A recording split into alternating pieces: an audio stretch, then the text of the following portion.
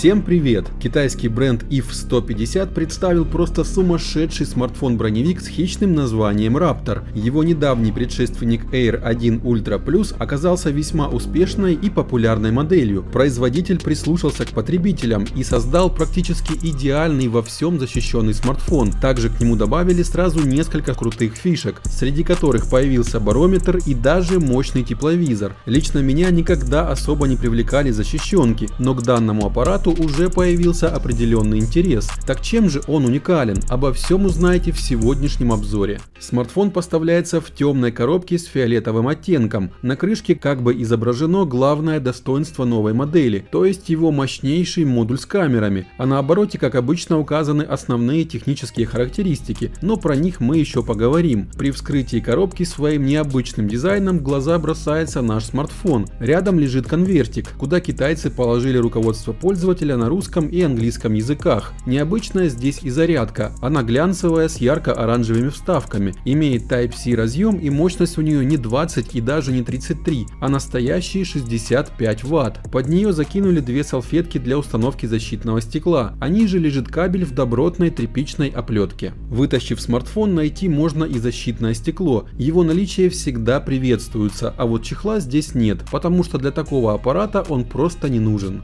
Несмотря на свои внушительные габариты, телефон удобно лежит в руке. Так происходит из-за его слегка скругленной формы и огромному количеству разных насечек на корпусе. Задняя крышка вверх и низ — это ударопрочный пластик, а вот по бокам у него металл. По эргономике все как обычно. Качель громкости, кнопка блокировки с отпечатком, микрофон снизу, микрофон сверху, неприкрытое гнездо зарядки, один динамик, отверстие под шнурок, герметичный гибридный лоток для сим-карт и одна программируемая кнопка слева. Тыльный блок камер меня поразил своей уникальностью и неповторимостью. Во-первых, это закрепленная на 8 болтов металлическая пластина то ли в медном, то ли в бронзовом стиле. Внизу стоит тепловизионный сенсор от компании Infiray с разрешением 256 на 192 активных пикселя. Между прочим, для тепловизора это очень неплохие цифры. На других смартфонах это значение обычно раз в 10 меньше. Он может фиксировать температуру в диапазоне от минус 10 до плюс 550 градусов Цельсия, имеет частоту обновления 25 Гц и позволяет производить замеры на расстоянии до 1 км с максимальной погрешностью всего 3%. Отдельное приложение имеет кучу настроек и возможностей. Сама функция очень крутая и может быть полезной практически в любой отрасли. Выше расположен основной модуль на 108 мегапикселей. Камера очень хорошая и позволяет получать крутые фотографии и видео. Ни у одного защищенного смартфона такой мощной камеры я пока не встречал. Немного правее расположилась ночная камера на 64 мегапикселя с автофокусом и, внимание, с инфракрасной подсветкой. Эта камера может дать опять же хорошие, но правда черно-белые снимки и видео в условиях даже стопроцентной темноты. Такая функция у смартфона иногда бывает очень полезной. Ну а третья — это вспомогательная камера для теплового сенсора на 0,5 мегапикселя. Да, еще справа внизу стоит тройная светодиодная вспышка, она же является фонариком. И чуть не забыл, фронтальная камера имеет разрешение 32 мегапикселя. Стоит она чуть ниже разговорного динамика, ровно посередине. Как для фронталки, снимает в принципе неплохо.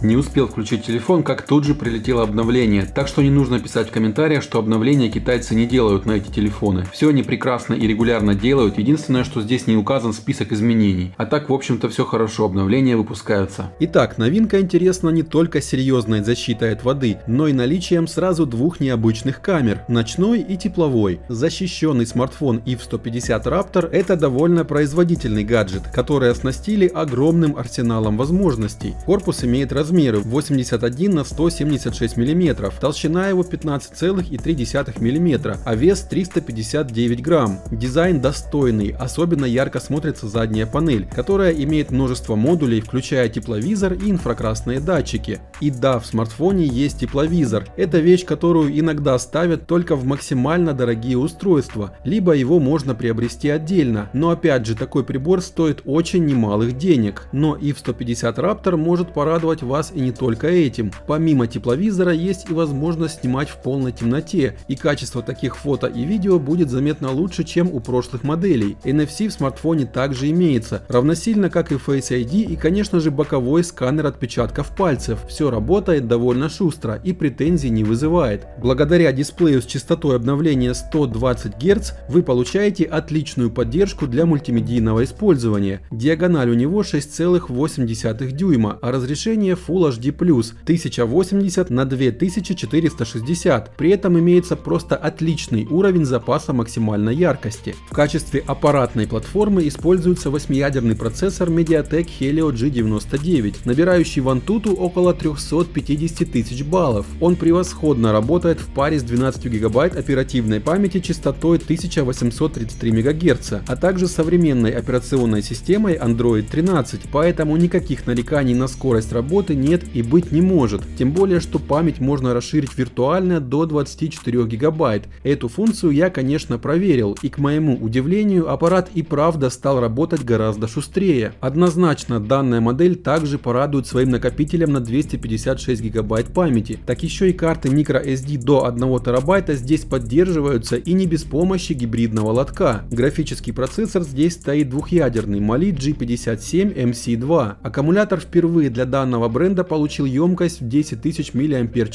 а это автономность на уровне 3 дней активного использования. Проводная зарядка мощностью 65 Вт заряжает устройство всего за 1 час с небольшим хвостом. Смартфон получил защиту от пыли, воды, вибраций, ударов и падений по стандартам IP68, IP69K и MIL-STD 810H. Кроме того, производитель обещает водонепроницаемость на глубине до 6 метров, причем на протяжении до 24 часов. В честь этого, кстати, у камеры даже появился подводный режим. Также есть защита от воздействия экстремальных температур, но еще новинка позволяет слушать FM-радио без подключения к интернету. А вот еще один интересный раздел, называется «Сумка с инструментами». И здесь мы можем измерить давление. Сейчас 1008 HPA, высота 43 метра над уровнем моря, есть факел, он же фонарик. Следующее это компас. Далее шумометр. Транспортир. Отвес. FS часы. Непонятно, правда, что это и зачем. Далее есть таймер. Имитация голоса написано.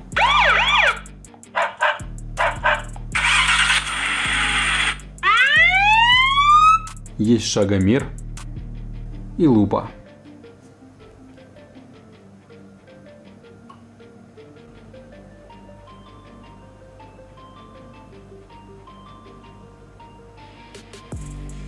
Вот такие полезные инструменты собрали китайцы в этом разделе. В совокупности факторов эта модель действительно выглядит очень достойно в своем сегменте. Да и в целом это лучший за небольшие деньги защищенный смартфон с кучей наворотов, которые действительно хорошо работают. Аппарат приятно удивил отличным быстродействием, мощным звучанием, крутыми камерами и, конечно же, высокой автономностью.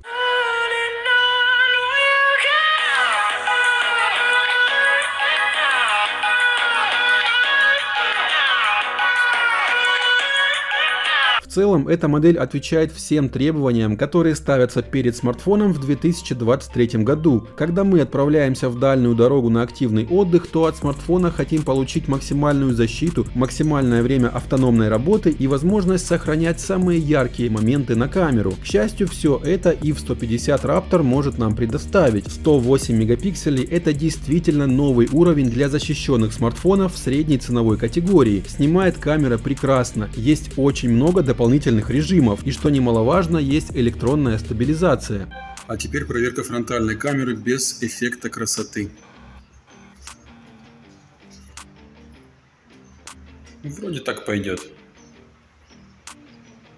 Смартфон уже появился на AliExpress, но официальная дата старта продаж 12 июня. Первые покупатели смогут получить новинку по самой привлекательной стоимости, после чего цена будет плавно расти. Поэтому добавляйте его в корзину уже прямо сейчас. А у меня на сегодня все. Для оформления заказа ссылка уже ждет вас в описании под этим видео. Всем желаю отличного настроения и до скорой встречи.